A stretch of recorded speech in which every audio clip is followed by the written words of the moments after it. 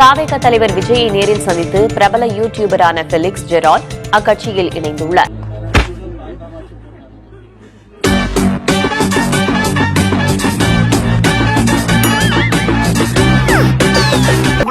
அரசியலுக்கு போனோம் அப்படின்லாம் இல்ல சார். எனக்கு இதுவே நான் ரொம்ப ஹாப்பி. எனக்கு ரொம்ப பிடிச்ச தொழில் சார். வெக்கமே இல்லையா? கிடையவே கிடையாது. நாளைக்கு விஜய் அவர்களே நீங்க வாங்க நான் அரசியலுக்கு வாங்க அப்படின்னு சொல்லிட்டு கூப்பிட்டாலும் நல்ல வாய்ப்பு தானே சார் அது. நல்ல வாய்ப்பு நீங்க சொல்றீங்க. என் லைஃப் நான் தான் சார். இல்ல சார், நான் அப்படி சொல்ல வரல. இல்ல, நான் இந்த துறையில் இருக்கிறது வரையும், இந்த தொழில் செய்வது வரையும் எந்த ஒரு அரசியல் கட்சிக்கும் நான் நேரடியாக சப்போர்ட்டே பண்ணக்கூடாது. இப்படி சோறுங்கிறக்கு எவ்வளவு மானங்கட்டு போய் தெரிய வேண்டியிருக்கு தெரியுமா? பேசுறாங்க பேச்சு. ஒரு பஞ்சாயத்தடா முடிச்சு வச்சு பாரு, நமக்காக அம்பட்டு போலும் பிள்ளை குட்டியோட வெயில்ல காத்து கிடக்குறாங்களே. பைபிள்ல நிறைய கதைகள் இருக்கு. அதை படிக்காதவங்க படிச்சு பாருங்க. படிக்க தெரிஞ்சா படி, தப்பு தப்பா படிச்சு அடி வாங்கி சாகாத சொல்லி. அதுல குறிப்பா உன்னை பத்தி சொல்லணும்னா, நான் பிறக்கும் போது எத்தனை கிலோ இருந்தேன்னு தெரியல. மம்மி சொன்னாங்க 5 கிலோல பிறந்தேன். நான் பிறக்கவே மாட்டேன்னு சொன்னாங்க.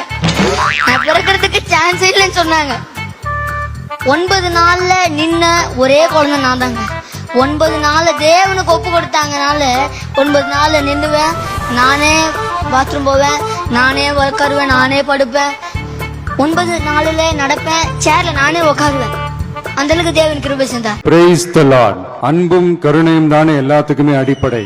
இது ரெண்டுமே இருக்கிற மனசு தானே தாய் மனசு.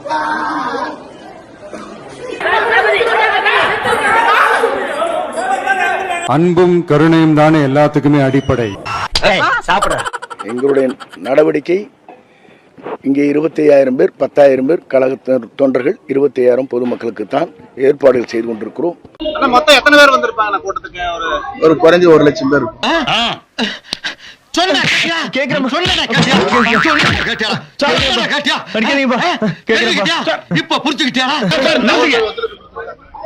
காவல்துறை முழு ஒத்துழைப்பு தந்தார். உனக்கு என்ன பிரச்சனை? ஏன் அழுகுற? எனக்கு தெரியாது. உனக்கு மண்டையில பிரச்சனை. ஐயோ அப்படி சொல்லாத. தம்பி, ஏற்கனவே 41 பேர்ரா. இறங்குடா.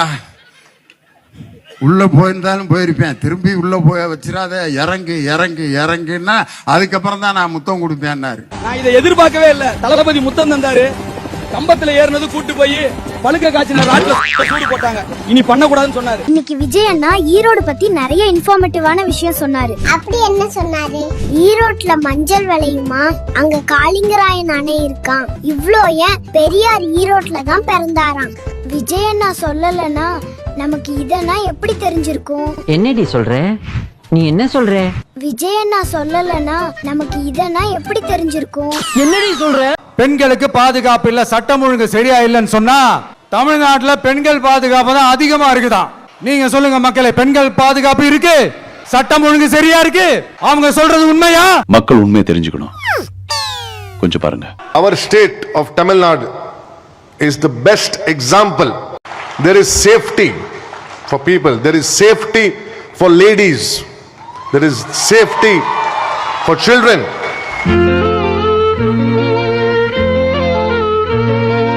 கத்தம், bye bye, tata, good bye. எனக்கு எதிரிங்க வெளியே இல்லடா, கூடவே இருக்கீங்க. சின்ன பொண்ணுங்க, வீட்டுல இருக்கிற பொண்ணுங்க, வேலைக்கு போற பொண்ணுங்கன்னு இவங்க எல்லாருக்கும் நடக்கிற கொடுமைகளை சொல்ல முடியல சார்.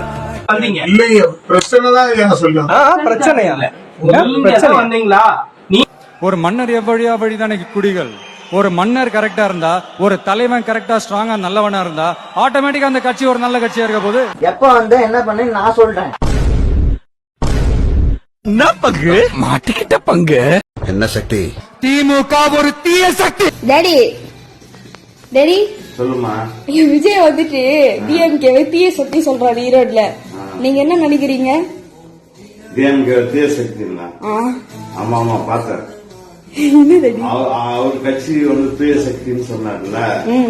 அவரு இந்த ரோம்ல வாட்டிகன்ல போப்பாண்டு இருக்கிறாருல, அவருக்கு ஆசீர்வாதம் வந்தாரு. அவங்க கடற்கரை லூசு வயநாடி அடிச்சாரு, அதிகப்படுத்துறீங்களா? நடத்தி இருந்தது. அதை பற்றினா காலையில இருந்து தப்பு தப்பா சமூக ஊடகங்கள்ல மாணவர்கள் திமுக அரசு இவள அசிங்கத்தை அரங்கேற்ற கூடாதுன்னு நாங்கெல்லாம் இருந்தோம். ஆனா இவ இந்த அளவுக்கு வந்து திமுக காரன் சொல்றதுனால இவளை கண்டிப்பா அசிங்கத்தை அரங்கேற்றிட்டு ஆகணும். ஏன்னா செய்ய வேண்டிய தப்பையெல்லாம் நீ பண்ணிட்டு புருஷனே எடுத்து உள்ள கண்டு கண்டிக்கிறான், எல்லாம் பண்றான், வீடியோல வந்துருச்சு. அதை விட்டுட்டு திமுக காரன் சொல்ற பத்தியா, இதுக்கெல்லாம் பேர் எனக்கு தெரியுமா? அதை நினைச்சாதான் ரொம்ப அருவருப்பா இருக்குது, வெக்கக்கேடா இருக்குது.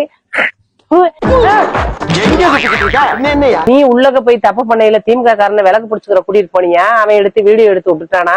ஏன்டி இப்ப உங்க கொள்கையை பூரா எப்படி நேட்டியெல்லாம் செய்யற தப்பையெல்லாம் செஞ்சுட்டு திமுக காரனை சொல்லலாம் அப்படிங்கிற மாதிரி நீங்க நோக்கத்துல இருக்கிறீங்க. அரசியல்ல இதெல்லாம் சாதாரணமாப்பா. ஆனா உன் தலைவரே ஜெயிச்சான்னு வைடி, அப்போ திமுக காரன் நாட்டுல தான் இருப்பான். நீங்க ஊரையெல்லாம் சுத்தி மேஞ்சிட்டு கடைசியில அப்போ திமுகவை சொல்லிக்கிட்டு போலாம்னு நீங்க நினைக்கிறீங்களோ? செருப்பு பிஞ்சிரும். ஐயோ நான் அப்படி சொன்னவே இல்லையே. அந்த 41 செத்தாங்களே, 41 பேர், அப்போ உங்களுக்கு எல்லாம் ஆப் அடிச்சிருந்துக்கணும். அதுல விட்டவனாலதான் இன்னமும் எல்லாத்தையும் செய்யற தப்பையெல்லாம் செஞ்சுட்டு திமுகங்கிற சீ வெக்கமா இல்ல? வெக்கமா இல்ல? என்ன வெக்கம்? ஒவ்வொரு மாவட்டத்துக்கும் போய் மக்கள் ஃபேஸ் பண்ற பிரச்சனைகளை எடுத்து பேசிட்டு இருக்கிற, பின்ன அது அரசியல் இல்லாம வேற எதுதான் அரசியல்? தூய ஆட்சி தருவான் அப்படின்னு சொல்றான் விஜய். ஆனா எஸ்ஐஆர் பத்தி பேச மாட்டான், திருப்பரங்குன்றத்துல சங்கிங்க பண்ற கலவரத்தை பத்தி பேச மாட்டான், டீலிமிட்டேஷனை பத்தி பேச மாட்டான். இப்போ 100 நாள் வேலை வாய்ப்பு திட்டத்துல பிஜேபி பண்ற அயோக்கியத்தனத்தை பத்தி பேச மாட்டான். ஒரு கோடி கொடுத்தாரு அந்த காரியத்தை மட்டும் செய்ய மாட்டேன். பிஜேபி ரிசர்வேஷனுக்கு எதிராக செயல்படுது, மாநில நிதி பகிர்வுக்கு எதிராக செயல்படுது, மாநில உரிமைக்கு எதிராக செயல்படுது, மாநில மொழிக்கு எதிராக செயல்படுது. இத பத்தி எல்லாம் கண்டிக்காம பங்களாக்குள்ள பூந்துன்னு உட்காந்து இருப்பான். இவன் தூய அரசியல் தருவான்னு நான் நம்பணுமா? களத்துல வந்து நின்னு இருக்கிறான், பேசி இருக்கிறான், மக்களோட மக்களா பயணம் பண்ணி இருக்கிறான்னு ஏதாவது ஒண்ணு சொல்லுங்க இவன் தூயாட்சி தருவான்னு சொல்றதுக்கு. கடல்லே இல்லையா? 41 பேர் செத்து போயிட்டாங்க, மைக்க போட்டு கேக்குறாங்க, தலை தெறிக்க ஓடுறான். 30 நாள் பங்களா விட்டு வெளியே வரல அவன். இப்ப இவன் தூயாட்சி தருவானாமா? அது வந்து இப்ப சொல்ல புரியா இல்லையா? சார், இல்லாதது ஏதாவது ஒண்ணு சொல்ல சொல்லுங்க சார். இது வரைக்கும் பண்ணாதது ஏதாவது சொல்ல சொல்லுங்க சார். பல பிரச்சனைக்கு வாயே திறக்க மாட்டேங்கிறான்.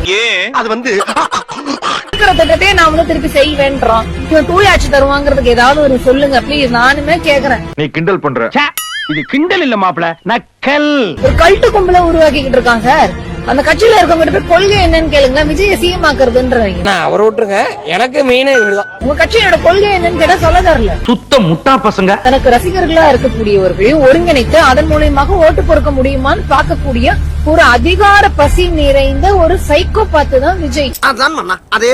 இல்ல, நீ என்ன அரசியல் பண்ண வந்திருக்கன்னு நான் கேக்குறேன். திமுக வெறுப்பு தான் வந்து காலம் காலமா திமுக உருவானதுல இருந்தே பார்ப்பனியம் விதைச்சுக்கிட்டு இருக்கு. அதே தானே நீயும் கையில எடுக்கிற, அதே வாந்தியா தானே நீயும் நக்கறன்னு நான் கேக்குறேன். அசிங்கமா இல்ல? இதெல்லாம் அசிங்கப்பட என்ன இருக்கு? வந்த வேலையை தானே பாக்குறாங்க. வந்த வேலையா சார்? இவன் எதுவும் சார் அந்த 10 நிமிஷம் வரான் சார், எழுதி கொடுத்ததா படிக்கிறான் சார், போயிடுறான் சார். இவன் அரசியல்வாதியான்னு நான் கேக்குறேன். எதுக்குமே கருத்து சொல்ல மாட்டான், உள்ள புந்துன்னு உட்காந்துன்னு இருக்கிறான். கேள்வி கேட்டா என்ன பத்தி நீங்க ஏன் கேள்வி கேக்குறீங்கன்னு அழுகுறான் மேடையில ஏறி.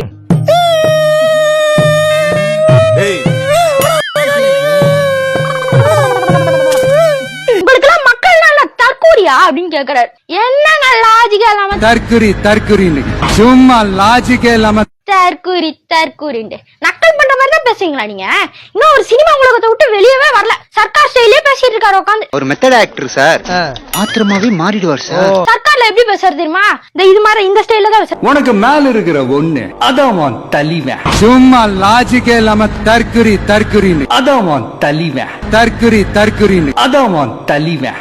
அதே மாதிரி தான் பேசுறாரு அவர் மேடையிலயும். இந்த ஸ்டைல மட்டும் முதல்ல வாங்கினீங்க தானே இங்க முதலமைச்சர் ஆவறதுக்கு ஒரு 20% ஆவது ஒரு வாய்ப்பு இருக்கும். அது வர நீங்க இந்த மாதிரி முதலமைச்சர் பேசலாம் பேச வேணாம். இங்க சின்ன பையன் எல்லாம் முதலாளி கழுத்தா மட்டும் அடிக்கிறான்ப்பா. தார் ரோட்ல சட்டையை பிடிச்சி தானே வரானுங்கப்பா. அப்படியா? இப்போ டிவிகே வளர்ந்துடுச்சு. நெக்ஸ்ட் இயர் 2026 நாங்க தான் சிஎம் ஆக போகன்னு சொல்றீங்க. அவங்க எப்போ பிரஸ் மீட் அட்டென்ட் பண்ணுவாங்க? வாய்ப்பு இல்ல ராஜா, வாய்ப்பு கிடையாது. இல்ல, இத பத்தின கேள்வியை அவங்க எப்போ வெளியே வந்து பொது தளத்துல கேள்வி கேட்பாங்க. இந்த கூட்டத்தை எப்போ இது பயன்படுத்தி ஒரு பொது பிரச்சனைக்கு ப்ராப்ளம் சால்வ் பண்ணுவாங்க. பப்ளிக் இஷ்யூ பொறுத்தவரை எல்லாமே தகவல். இது வரைக்கும் நீங்க போற காரியம் ஏதாச்சும் விளங்குதா? பஸ்ல இருந்து பஞ்சாயத்து வரைக்கும் செருப்படி வாங்குறீங்களே, அப்புறம் எதுக்கு நான் உங்களுக்கு இன்னும் வரட்டுக்கு வருவான்? எந்த சம்பவத்துக்காக நீங்க கட்சி தொடங்குறீங்க? அது சம்பவம்ல சரித்திரம். என்ன விஷயத்துக்காக போனீங்க? அது விஷயம் இல்லமா, விசித்திரம். என்ன பிரச்சனை சார் உங்களுக்கு? அது பிரச்சனை கிடையாது, பிரளயம். சார் நீங்க பேசுறது ஒண்ணுமே புரியல சார். ஒண்ணும் புரியல, கூட்டத்தை கலந்துட்டு வீட்டை பக்கம் போங்க எல்லாரும். சார் ஜனங்களா நீங்க எதுக்கு கட்சி ஆரம்பிச்சீங்கன்னு தெரிஞ்சுக்க துடிச்சிட்டு இருக்காங்க. சொல்றேன், மக்களுக்காக சொல்றேன். இந்த செனம் கொண்ட சிறுத்தையை சிராச்சு சிறங்கு வர வச்சுட்டாங்க. ஆறிருச்சு. இந்த மதம் கொண்ட யானைய மண்டி போட வச்சு நீ நினைக்கிற மாதிரிலாம் ஒண்ணு இல்ல. இவ்வளவு நேரம் பேசியோ எதுக்கு கட்சி ஆரம்பிச்சீங்கன்னு சொல்ல வேண்டிய மடப்பட பேசிக்கிட்டு இருக்கும்போது மைக்க கொண்டாந்து வாய்க்குள்ள வரையடா. மூச்சு முடி செத்து போன என்ன செய்வே நீ? யாருக்கும் பேட்டி கிடையாது, ஒண்ணு கிடையாது. போய் சொல்லுங்க. அத்தாலே எப்பறம் ஒருத்தனை பார்த்து அடிக்கணும் போல தோணும். பாரு யாரும் முறைக்கிற? ஆமா மச்சான், முறைக்கிற மாதிரி தான் இருக்கு.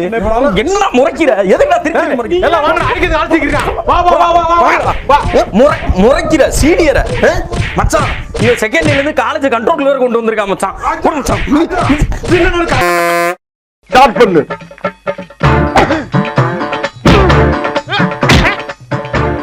இங்கிட்டு வா. அப்படியா. படைக்கல மண்டல மட்டும் அடிச்சிடாத, குலக்கேசல் உள்ள போயிருவேன். சரியா? உங்க வீட்டு பிள்ளையா நினைச்சு எல்லாரும் என்னை மன்னிச்சிருக்க.